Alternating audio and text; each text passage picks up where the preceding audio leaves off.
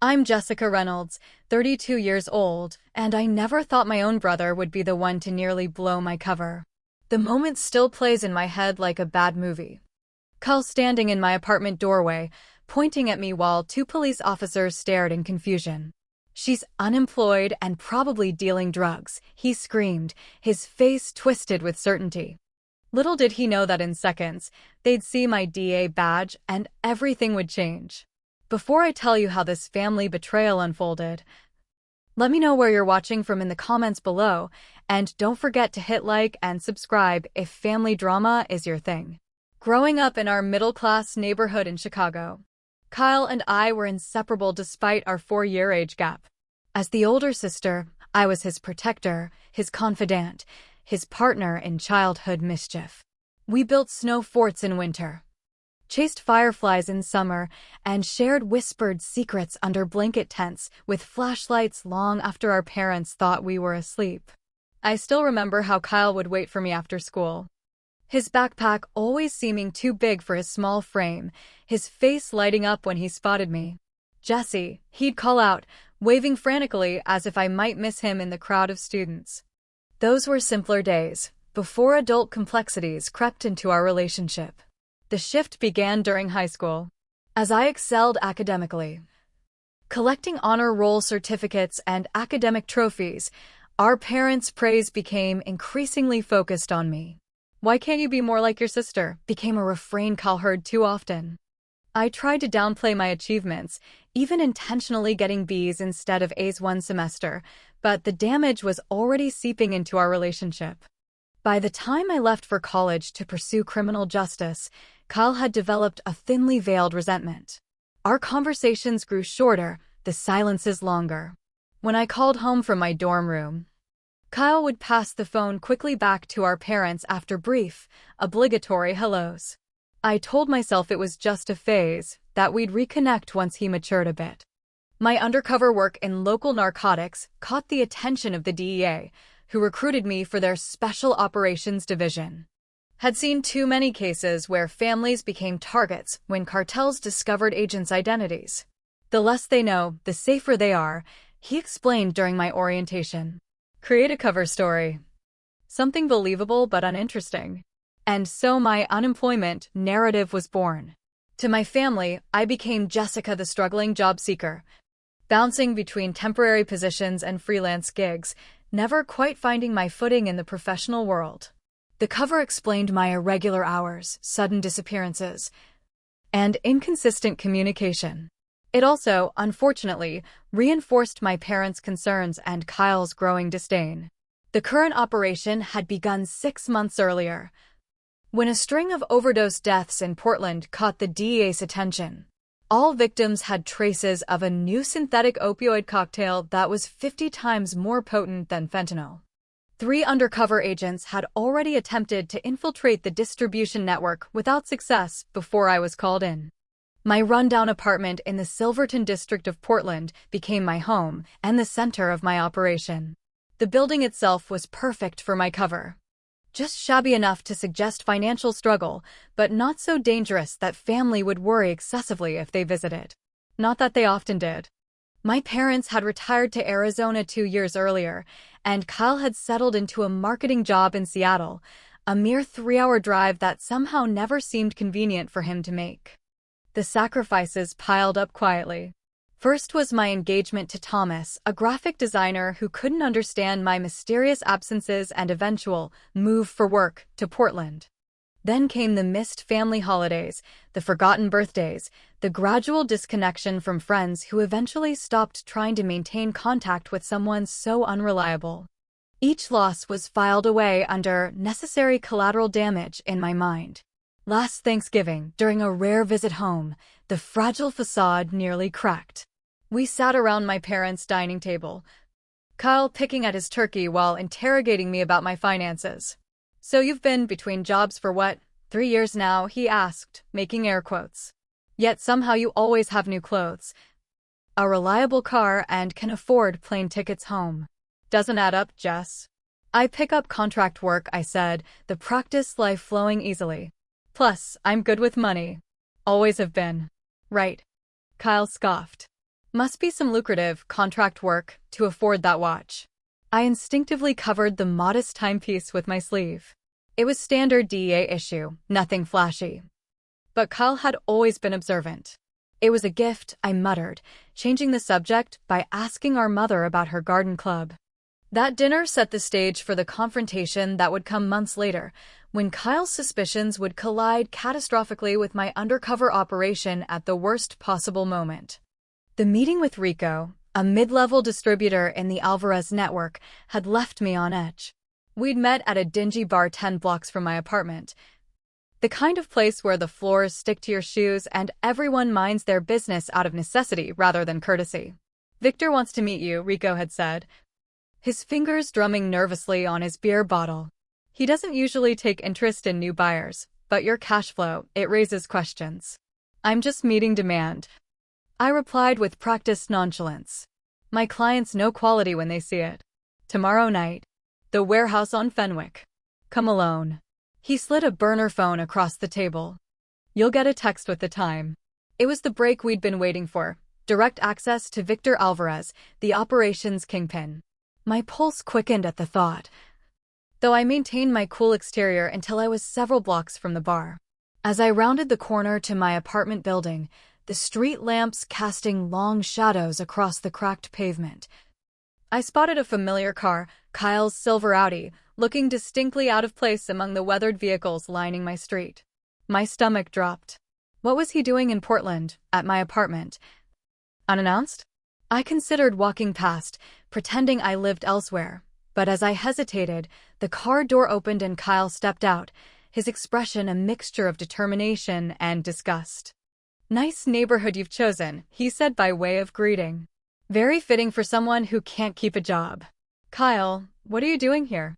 I asked, keys clutched tightly in my hand. Having him here, so close to a critical operation point, sent alarm bells ringing in my head. "Thought I'd check on my struggling sister." His tone made it clear he believed otherwise. "Mom and Dad worry, you know. They think you're depressed or something." I forced a smile. "Well, as you can see, I'm fine. But you should have called first. I have plans tonight." "Plans?" He raised an eyebrow. "Job interview at midnight." I sighed, unlocking the building's main entrance. "Come up if you want, but I don't have time for 20 questions. My apartment reflected my cover perfectly. Second-hand furniture, minimal decorations, just enough personal touches to seem lived in. What Kyle didn't know was that the water stain on the ceiling concealed a secure compartment for my real DA credentials, and the cheap bookshelf had a false back for equipment storage. Kyle walked around like he was inspecting a crime scene, running his finger along dusty surfaces, peering into my kitchenette with unconcealed judgment. "So this is what unemployment looks like," he said, opening my refrigerator without asking. "Not much food for someone home all day." "I eat out a lot," I replied, watching him carefully. "Kyle, seriously, what's going on? You drove 3 hours to criticize my housekeeping." He turned, his expression hardening. "I know, Jess." My heart skipped. "Know what?"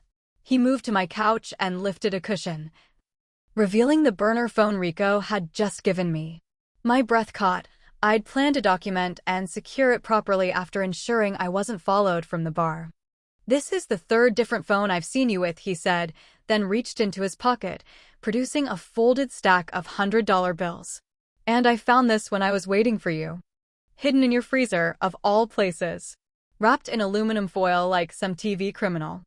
It was operational cash for tomorrow's meeting, $5,000 that I hadn't had time to document and secure through proper channels because of Rico's sudden invitation. "You went through my things?" I asked, anger rising genuinely now. "You broke into my apartment?" "The super let me in." I told him I was worried about my sister. Kyle's voice rose. "And clearly I was right to worry. What are you involved in, Jess? Drugs? Are you dealing?" "That's ridiculous," I said, moving to take the cash and phone from him. "The money is a loan from a friend. And I have different phones for different freelance clients. Privacy matters in my line of work." "What work?" Kyle shouted, pulling the items away from my reach. "You haven't had real work in years. No one stays unemployed this long unless they're lazy or doing something illegal. You don't know anything about my life, I responded. My training helping me maintain relative calm despite the dangerous situation unfolding. I know enough, Kyle said, pacing now. The mysterious cash. The multiple phones. The weird hours. The way you always change the subject when anyone asks specific questions about your jobs. He stopped, looking me directly in the eyes. Our parents might be fooled, but I'm not. Whatever you're doing, it stops now, or I'm doing the right thing. The right thing? I asked, a chill running through me. Going to the police, he stated flatly. I'm not letting my sister throw her life away as some small-time drug dealer. My phone buzzed, my real phone, not the burner. A text from Michael, Operation Green Light tomorrow. Alvarez confirmed. Briefing 0600. Kyle's eyes darted to my phone, but I angled it away from him. Kyle, you're making assumptions based on nothing. I need you to trust me. Trust works both ways. Jess, you haven't trusted any of us with the truth for years. He moved toward the door. I'm staying at the Westmont Hotel. You have until tomorrow to come clean with me, or I'm going to the authorities. Before I could respond, he stormed out, slamming the door behind him. I stood frozen for several moments, the implications washing over me. If Kyle went to the police with his suspicions, it could compromise months of work, endanger numerous agents, and potentially alert Alvarez's network to DEA presence. I quickly secured the burner phone and cash, then contacted Michael with a coded message about potential civilian interference. He assured me he'd look into legal options to prevent Kyle from filing a report, but the timeline was tight. Tomorrow's operation couldn't be postponed. It represented our best chance to take down Alvarez's entire distribution network. As I prepared my equipment for the next day, checking my concealed microphone, reviewing identification protocols, mentally rehearsing emergency extraction procedures, a knock at my door startled me. It was nearly midnight. I approached cautiously, checking the peephole. 2 uniformed police officers stood in the hallway. Ms. Reynolds? Portland Police. Could we have a word? The male officer's voice was firm, but not immediately hostile. His nameplate read Murphy. I opened the door partially, maintaining the demeanor of someone annoyed at a late-night disturbance rather than someone with something to hide. It's almost midnight. What's this about? Officer Murphy glanced at his female partner, Officer Washington according to her badge, before responding. We've received complaints from neighbors about suspicious activity in this apartment. Unusual visitors at odd hours, possible drug-related behavior. My mind raced. None of my neighbors had seemed particularly attentive or concerned about my comings and goings. I'd been careful to establish a friendly but distant relationship with everyone in the building. Something wasn't adding up. Suspicious activity? I work irregular hours as a freelancer. Sometimes I have meetings with clients. There's nothing suspicious about that.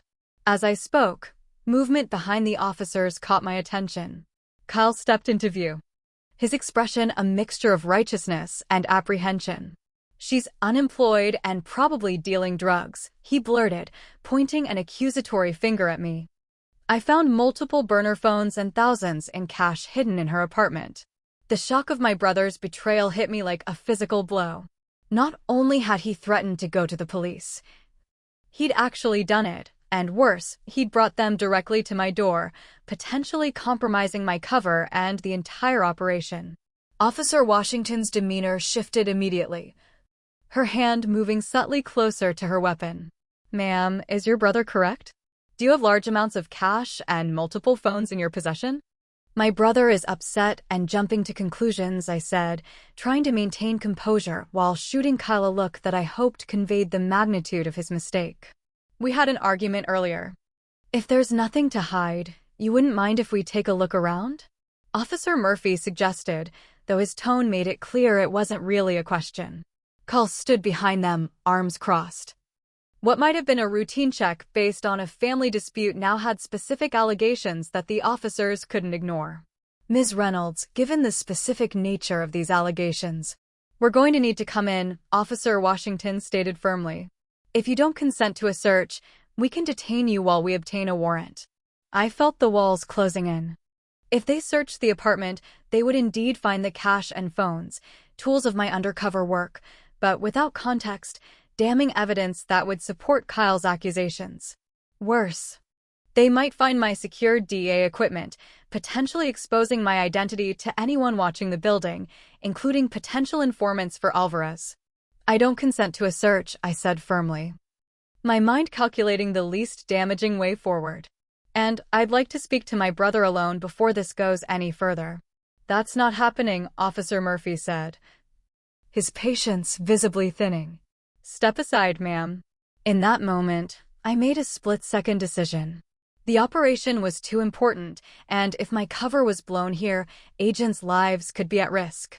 The damage from Kyle's accusations was already done. Containment was my only option. Officers, before this goes any further, there's something you need to see. I reached slowly toward the top shelf of my coat closet, telegraphing my movements carefully to avoid alarming them. Keep your hands where we can see them, Officer Washington warned, her hand now resting on her holstered weapon. I'm just reaching for identification, I explained calmly. It will explain everything. With deliberate movements. Drug Enforcement Administration. I'm working undercover on a federal investigation. The cash and phones are operational equipment. The officers stared at my credentials with stunned expressions. Kyle's jaw literally dropped, his righteous anger replaced by dawning horror as he processed what I was saying. I'll need to verify this, Officer Murphy said, taking my credentials and stepping back into the hallway to make a call. Officer Washington maintained her position, still wary but now uncertain. If this checks out, you understand we'll need to file a report about this incident. I nodded grimly. I understand. When your partner returns. His demeanor had transformed completely. Your credentials check out, Agent Reynolds. Your supervisor has been notified and asks that you contact him as soon as we leave. He handed back my badge with newfound respect. We apologize for the disturbance. You were doing your job, I acknowledged, though my eyes were fixed on Kyle, who seemed to be shrinking by the second. We'll need to file an incident report, Officer Washington added. But your supervisor assured us it will be classified appropriately. Thank you, I replied. And I'd appreciate if you could be discreet when leaving. The neighbors. Understood, Murphy nodded. As far as anyone knows, this was just a noise complaint that was resolved. As the officers prepared to leave, Kyle remained frozen in place, the magnitude of his actions seemingly crushing him under their weight. Your brother, Officer Washington began uncertainly. We'll be staying to talk, I finished for her. We have a lot to discuss. After the officers departed with promises to maintain discretion, I closed my apartment door and turned to face Kyle. His face had drained of color, his earlier righteousness replaced by horrified realization. DEA, he finally managed, his voice barely above a whisper. All this time? Yes, I answered simply. The single word carrying the weight of years of secrets and sacrifices. I don't understand, Kyle said, collapsing onto my couch, head in his hands. Why didn't you tell us? Tell me? All these years I thought you were. I don't even know what I thought. I remained standing, my initial shock at his betrayal now hardening into anger. What you did tonight could have gotten people killed, Kyle. Not just me. Other agents. Informants. How was I supposed to know? He shot back defensively, though his voice lacked conviction. You've been lying to us for years. The unemployment story, the vague explanations, the disappearances. I was protecting you, I countered, pacing now. The less you knew, the safer you were. That's protocol for a reason. Protocol, he repeated bitterly. More important than family, apparently. I stopped pacing, fixing him with a hard stare. Yes, sometimes it is. Because protocol keeps people alive. If someone had followed you here tonight, if they'd seen those officers at my door, if they'd heard your little accusation scene in the hallway. My phone rang, interrupting my building tirade. Michael's name flashed on the screen. I need to take this, I said to Kyle, stepping into my bedroom and closing the door. Please tell me we're not completely compromised, I said without preamble. The situation's contained for now, Michael replied, his voice tense. Officers were briefed on confidentiality. Incident report is classified. But Jessica, we've got bigger problems. Timelines accelerated. My stomach dropped. What happened? One of Alvarez's lieutenants was picked up on an unrelated warrant an hour ago. He's nervous, might start talking. Alvarez is moving product tonight instead of tomorrow. Michael cut in. We lose him now, he disappears, and all these months are wasted. Teams mobilizing as we speak. I need to know if you're compromised beyond the police incident. I glanced toward the closed door, thinking of Kyle sitting in my living room. My brother's still here. He knows what I do now. Can he be trusted to keep quiet for the next 12 hours? I think so, I said, though uncertainty gnawed at me. But Michael, he created a scene in my hallway, accused me of dealing drugs where neighbors could hear. If anyone connected to Alvarez lives in this building, we've got no choice but to proceed, he decided after a moment's pause. Get your brother out of there, secure the location, and stand by for Rico's message. I'm sending Sarah and James to set up surveillance points now. After ending the call, I returned to the living room where Kyle remained on the couch, looking deflated. That was my handler, I explained, my voice professional now, emotions tucked away.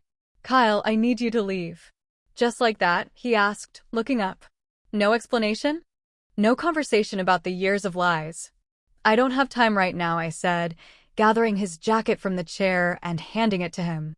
I'm in the middle of an operation that's just been accelerated. Lives are at stake. Of course, he said bitterly, standing. The job comes first. Always has. His words stung because there was truth in them. The job had come first, repeatedly, at the cost of relationships, at the cost of family bonds. But I couldn't afford to examine that pain now. We'll talk later, I promised. But right now, I need you to go back to your hotel, tell no one what you've learned about me, and act completely normal. Normal, he repeated with a hollow laugh. Right. I just discovered my sister is a secret federal agent. Totally normal Tuesday night. Kyle, please, I said, softening slightly. I know you're angry and confused. You have every right to be. But right now, I need you to trust me and do exactly as I ask. Can you do that? Something in my tone must have finally conveyed the gravity of the situation, because his expression shifted from resentment to reluctant acceptance. Fine, he agreed. But when this is over, we're having a real conversation. About everything. I promise, I said, ushering him toward the door. And Kyle, I'm sorry. Not for the work I do, but for the position it put you in. He nodded once. A gesture that acknowledged my words without accepting them as sufficient, then left without further comment. As soon as the door closed behind him, I contacted Michael to report that the apartment was secure. Then I began methodical preparations for the accelerated operation, checking my concealed microphone, testing the emergency signal device, securing unnecessary documents, and mentally reviewing extraction protocols. The burner phone buzzed 40 minutes later with a text from Rico. 2 a.m. Fenwick Warehouse. Come alone. For hours earlier than originally planned, leaving minimal time for the team to position properly. As I prepared for what could be the most dangerous meeting of my career, a nagging worry persisted. Had Kyle's public accusations already traveled through the neighborhood grapevine? Had someone connected to Alvarez's organization heard the commotion? The timing of the accelerated schedule could be coincidental, or it could be evidence that my cover was already compromised. I pushed the thought aside, focusing instead on the immediate tasks at hand. Doubt was a luxury I couldn't afford tonight. Whatever came, I would face it with the training and instincts that had kept me alive through 3 years of undercover work.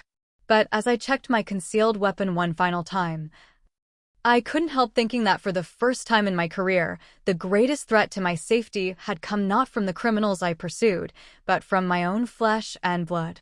The Fenwick Street warehouse loomed against the night sky, its corrugated metal exterior illuminated only by a single flickering light above a side entrance. I approached on foot, having parked 6 blocks away, and walked a circuitous route to detect potential surveillance. The earpiece concealed in my left ear was silent. Agents Sarah Wilson and James Carter were maintaining radio discipline until absolutely necessary.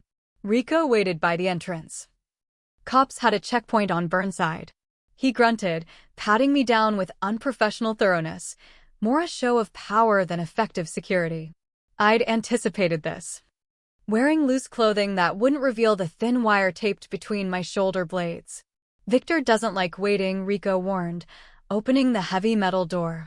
Inside, the warehouse was surprisingly well lit, revealing an operation larger than our intelligence had suggested. Workers methodically packed products at 4 different stations, while armed guards patrolled the perimeter. This wasn't just a meeting point, it was Alvarez's main distribution center.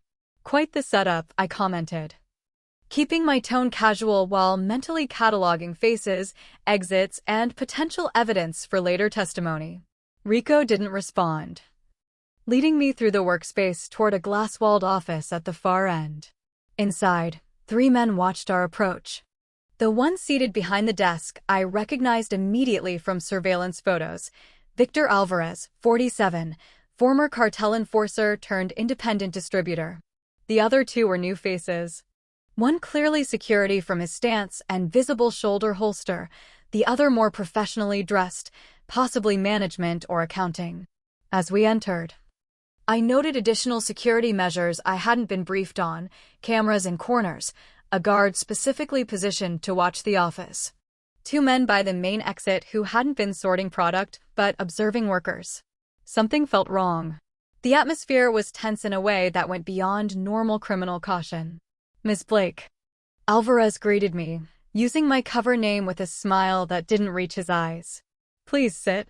I took the offered chair, maintaining the confident posture of a rising drug dealer looking to expand operations. "Appreciate the invitation, Mr. Alvarez. Your product has served my clients well." He studied me silently for an uncomfortable moment before responding. "Interesting. Because we've had some concerns about new faces in our distribution chain, particularly those who attract attention." My pulse quickened, but I kept my expression neutral. Attention is bad for business. I avoid it. "Do you?" He opened a laptop, turning it to face me. On screen was security footage, grainy but recognizable, of the front of my apartment building. 2 police officers visible at the entrance. Timestamp, last night. "Seems your residence had visitors yesterday," he remarked casually. "Police, from the look of their uniforms." I had seconds to react, to craft an explanation that wouldn't raise further suspicion. The truth, twisted to serve my cover, seemed the only viable option. "Neighbor complaint," I said with an annoyed sigh. "About noise. My idiot brother showed up unannounced, we argued, he left angry, and someone called it in." "Nothing serious." "Your brother," Alvarez repeated, his eyes narrowing slightly. "Family troubles?" "He doesn't approve of my career choices," I replied with a sardonic smile. "Thinks I should get a real job in an office somewhere." Alvarez nodded slowly, but the security man leaned forward to whisper something in his ear. The momentary exchange sent a chill down my spine. They had more information than they were revealing. "We run a careful operation, Ms. Blake. Careful people, careful protocols. New partners undergo a thorough vetting process." "Understandable," I agreed. "In your position, I'd do the same." Accepting would mean physically taking possession of substantial quantities of drugs.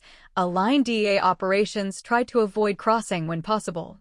Refusing would certainly end any chance of gathering evidence against Alvarez's entire network. "That's an accelerated timeline," I noted, buying seconds to think. "We're accelerating many things tonight," Alvarez replied. "Question is, can you handle it?" In my ear, I heard Sarah's voice, barely audible. "Command authorizes acceptance of package for evidence. Extraction team on standby." "I can move it," I confirmed, reaching for the bag. My network's been eager for more product. This timing works. As my hand touched the duffel, Alvarez's security man placed his hand on mine, stopping me. "One more thing," Alvarez said. "Tell me about Kyle." The name hit me like an electric shock. They knew my brother's name. Information that wasn't part of my cover identity, information they shouldn't have.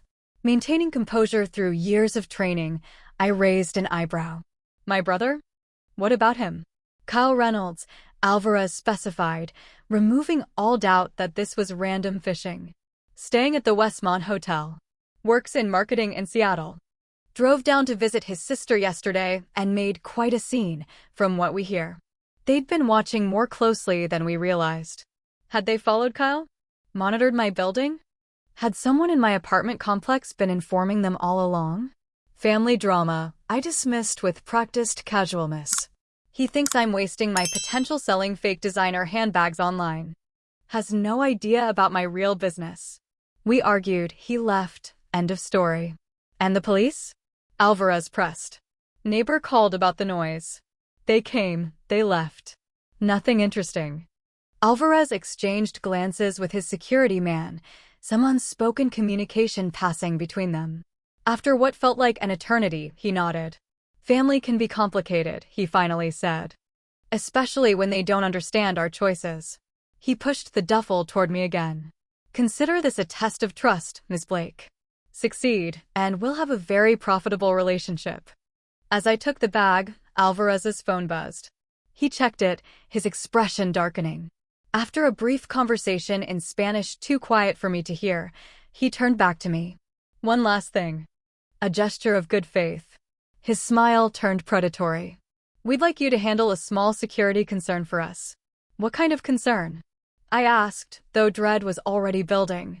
Your brother. Alvarez said simply. He's been asking questions around your neighborhood today. Speaking to your neighbors. We find this concerning. My blood ran cold. Kyle was supposed to be at his hotel. Lying low. What had the fool been doing? Kyle's clueless, I insisted. Probably just trying to prove his ridiculous theory that I'm some kind of failure.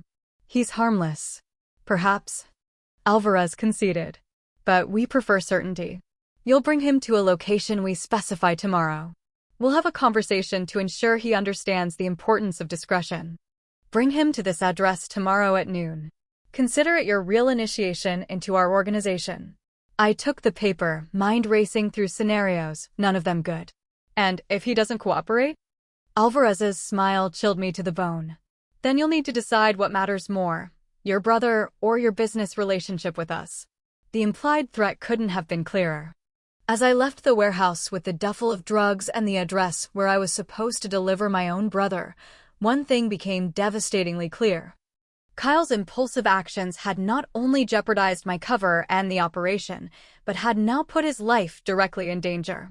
The moment I was safely away from the warehouse, I activated the emergency communication channel. Eagle to nest, we have a family situation. Repeat, family situation. The code would alert Michael that a civilian was in immediate danger. Copy Eagle, Michael responded immediately. Status of package? Secured, I confirmed, referring to the drug evidence now in DEA possession. But they're tracking Hummingbird. I drove directly to the temporary DEA command post set up in a vacant office building 10 blocks from my apartment. During the drive, I tried calling Kyle repeatedly, straight to voicemail each time. Had Alvarez's people already gotten to him? The thought sent a fresh wave of panic through me. At the command post, Michael and the team were already reviewing surveillance footage and coordinating with local police for a discreet search of the Westmont Hotel. What the hell was he thinking? I demanded as I entered, tossing my jacket aside. He was supposed to stay put. Based on preliminary reports, he was asking neighbors about suspicious activities in your building. Michael explained grimly, telling them he was concerned about his sister. Playing amateur detective, I groaned. After I explicitly told him to lay low, Sarah approached with a tablet. Hotel confirms he returned to his room at 6:42 p.m., but left again at 7:30. His car is still in the hotel garage. Cell phone? I asked. Last ping was near Pioneer Square around 8:15, then nothing. Either powered off or battery removed. The implications were clear and terrifying. They have him, don't they? Michael's expression confirmed my fears before he spoke. They appear to leave together. No signs of struggle. He went willingly?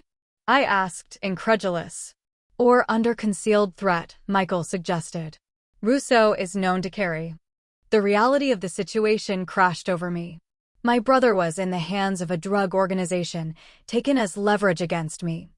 All because of his misguided attempts to save me from a life I had chosen, trained for, and excelled at. We need to accelerate everything, I said, switching fully into agent mode. And we still don't have confirmation on all distribution points. They have my brother, I stated flatly. They're using him to ensure I distribute their product and show up at a secondary location tomorrow. That's kidnapping and extortion on top of the drug charges. It's your word against theirs without evidence of the threat, Sarah pointed out. And defense attorneys would have a field day with the family connection. The debate continued for 20 tense minutes before Michael's phone rang. His expression changed as he listened, then he put it on speaker. Ms. Reynolds? Victor Alvarez's smooth voice filled the room. Or should I say, Agent Reynolds. My blood ran cold. He knew. Somehow, he knew everything. I believe I have something of value to you. He continued when no one responded. A rather talkative young man who seems very surprised to learn about his sister's actual employment. If you harm him, I began. But Michael gestured for me to stop. Let's be professional, Alvarez suggested. You have something I want, specifically, assurance that my operation continues unimpeded. I have something you want, your brother's continued good health. I propose an exchange. We don't negotiate with drug traffickers, Michael stated firmly. Then consider it a professional courtesy between adversaries, Alvarez replied smoothly. One chance to resolve this without unnecessary casualties. What are you proposing? I asked, ignoring Michael's warning look. Simple. You, alone, at the address I provided earlier. Midnight instead of noon. Bring all evidence you've collected against my organization. In exchange, your brother walks away unharmed, and I disappear. New identity, new location. Everyone lives, just some minor career setbacks for you and your colleagues. The line went dead before we could respond. The room erupted in strategic planning, risk assessments, and argument. Standard protocol was clear. We don't trade agents for hostages. I'm going, I announced after listening to 10 minutes of circular discussion. Absolutely not, Michael countered. It's suicide, and you know it. Because Michael's objections gave way to reluctant planning. Over the next several hours, we developed an operation unlike any I'd participated in before, one where I would knowingly walk into a trap, wearing full tactical gear concealed under civilian clothes, carrying a tracking device in addition to my standard wire, with 3 sniper teams positioned around the meeting location and a full tactical team ready for my signal. As midnight approached, satellite thermal imaging shows 7 individuals inside the main structure. One appears to be seated and stationary, likely Kyle. Copy, I acknowledged, checking my concealed weapon one last time. Any sign of additional security outside the perimeter? Negative. Approach appears clear. I took a deep breath, centering myself. If anything goes wrong, your priority is Kyle. Get him out first.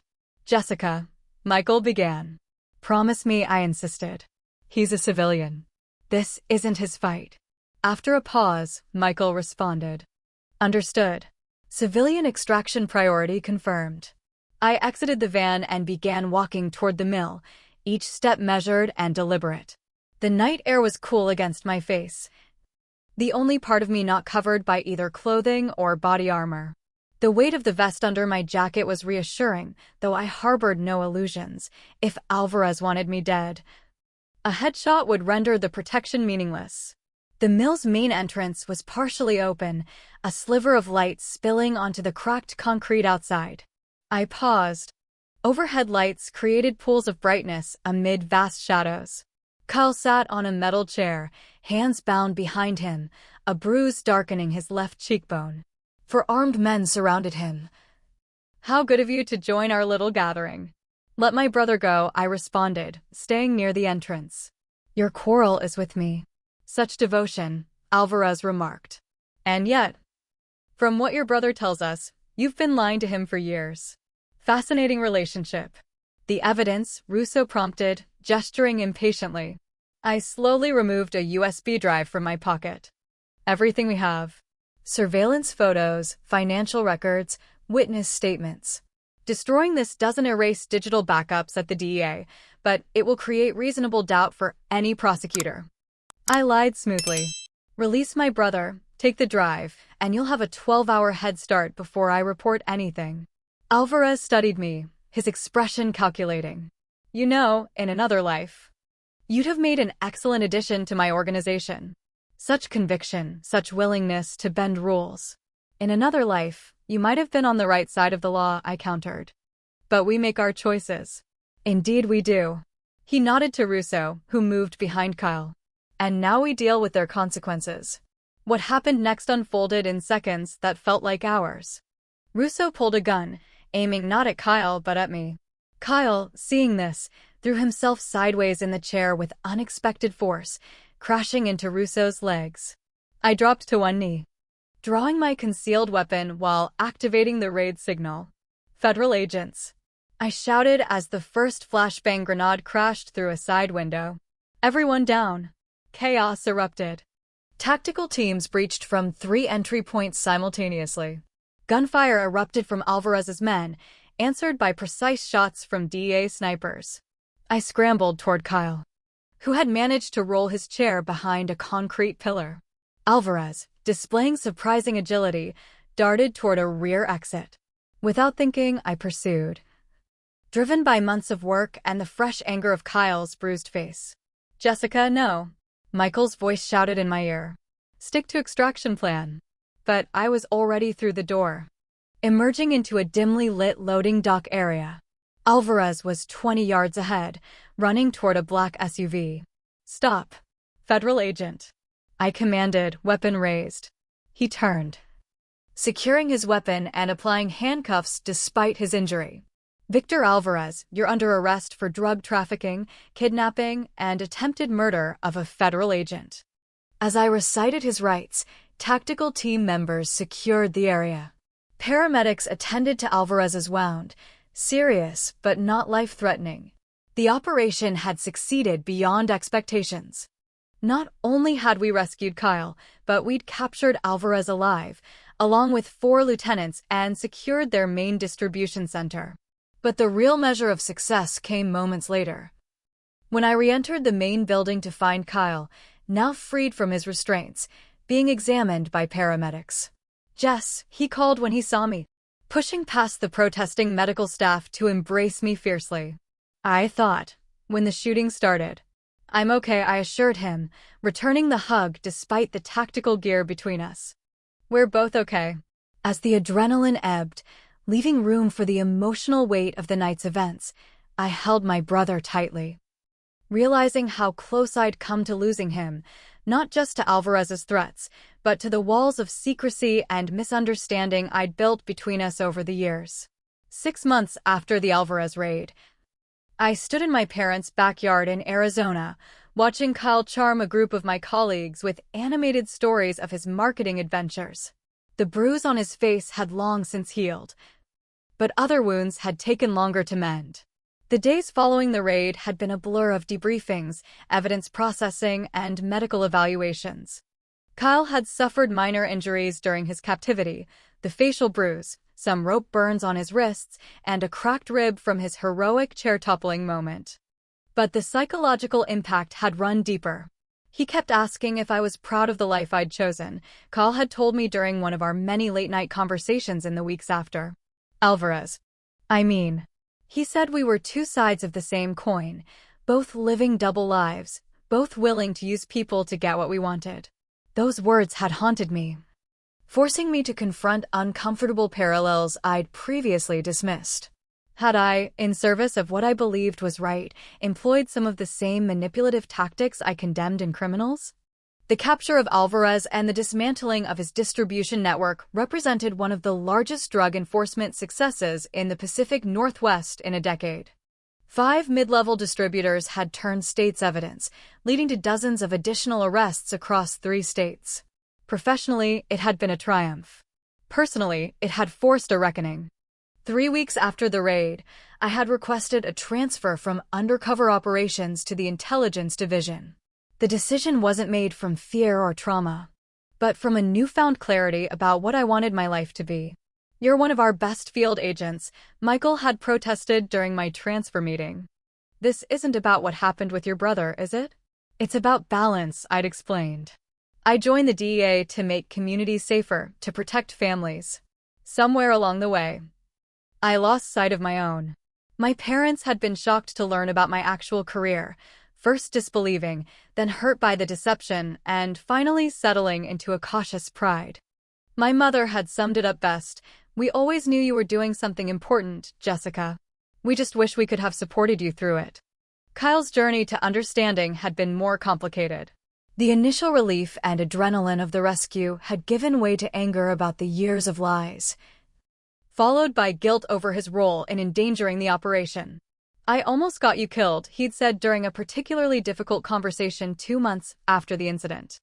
"All because I couldn't trust that you knew what you were doing with your life. And I never gave you reason to trust me," I'd acknowledged. "I chose secrecy over family bonds. We both made mistakes." Now, watching him laugh in the sunshine, engaging easily with my colleagues who no longer had to pretend around my family. Better than most civilians who get tangled in our world. "He's resilient," I agreed. "Always has been." "The intelligence division treating you okay?" he asked, changing subjects. "I heard your analysis helped close the Sacramento case last month." I nodded, allowing myself a small smile of satisfaction. Different kind of challenge. I get to use my brain in new ways. And I get to sleep in my own bed every night. "And your family knows where to find you," he added perceptively. "That too." The healing hadn't been instantaneous or simple. Kyle and I had needed professional help to process the trauma of his kidnapping and the years of deception that preceded it. We'd spent countless hours in conversation, rebuilding trust one difficult truth at a time. "I was so focused on what I thought you should be," he'd admitted during one session, "that I couldn't see what you actually were, someone brave enough to risk everything to protect people you'd never even meet.